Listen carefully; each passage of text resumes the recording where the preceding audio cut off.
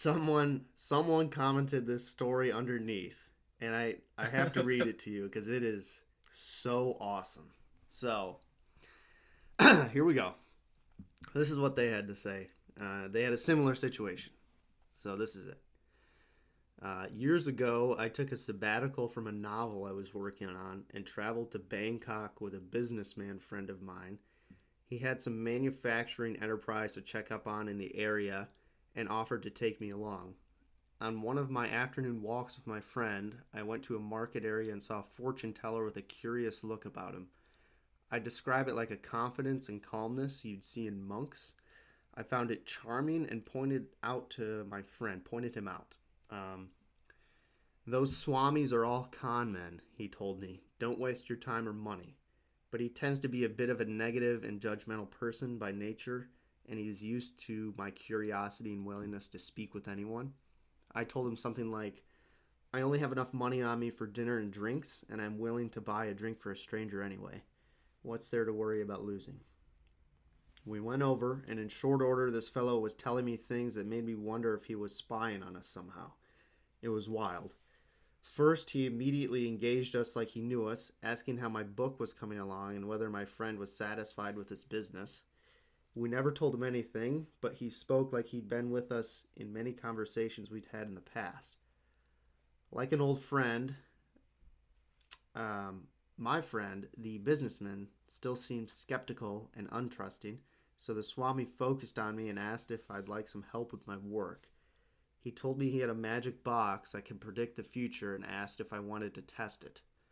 I remember we started with a few simple things. I suppose they could have been guesses, like where I was from and what my age was. But he would tell me the box knew before we spoke, and he'd open it and pull out a small piece of paper, folded paper, each time with the correct answer on it. It was definitely handwritten and a bit crude. Would you like to know how your book ends? He asked me. Swamis are writers now, my business friend rather rudely interjected. It's just a tip, the Swami said dismissively, as he looked back to me for an answer. Yes, I'd like to know, I said. The box opened, the paper unfolded, and inside it said, "The End." Well, I thought it was pretty funny after all the legitimate correct things he'd done to now end with something so banal right when my interest was most piqued. I was ready to leave it there, but my business friend was not. How did you know what work I do? How did you know about Karthik, his boss, I guess? And how did you get it written on a paper inside a closed box right in front of me? I'm a businessman, and I know these things can be bought. Name a price, he said to the fortune teller. And they went back and forth until finally the Swami said, look, there's one thing here that is a trick I play, but the rest you'll never understand. For a month's price of food, I'll share it with you. So they bartered for a bit, and in the end they came to an agreeable price, though it was much more than the drink money I'd been willing to part with. My friend paid, and the fortune teller made a clicking sound with his tongue, and out from under the table he was seated at, a small monkey popped up. Whoa, I was not expecting that. Neither was I. He told us the monkey's name, but I don't remember it. He said, for many years I taught the monkey how to write, and now we do this.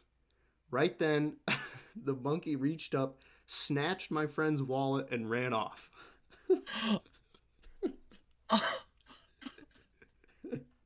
The fortune teller was very upset and insisted he'd catch the money and get the wallet back. He disappeared, leaving behind only a cloth-covered table and the wooden box. We waited for some time before my friend said, see, this is what happens when you talk to a Swami. He did all that just to steal my wallet. We both looked at the wooden box but found nothing of interest and eventually left to get dinner. I still can't help feeling somewhat responsible for the loss of the wallet, but my friend had been rude and difficult to the man too. I suppose he probably did find the monkey and kept the wallet. My friend doesn't like telling the story, but I do. Training a monkey to write is pretty incredible. But how did he get the notes in the box? I have no idea, but he was right about everything, especially my book. Wow. How's that? Hey guys, thank you for listening to this clip from the Flaming Melon podcast. Like and subscribe, and make sure to check out this episode in full on the Flaming Melon YouTube channel.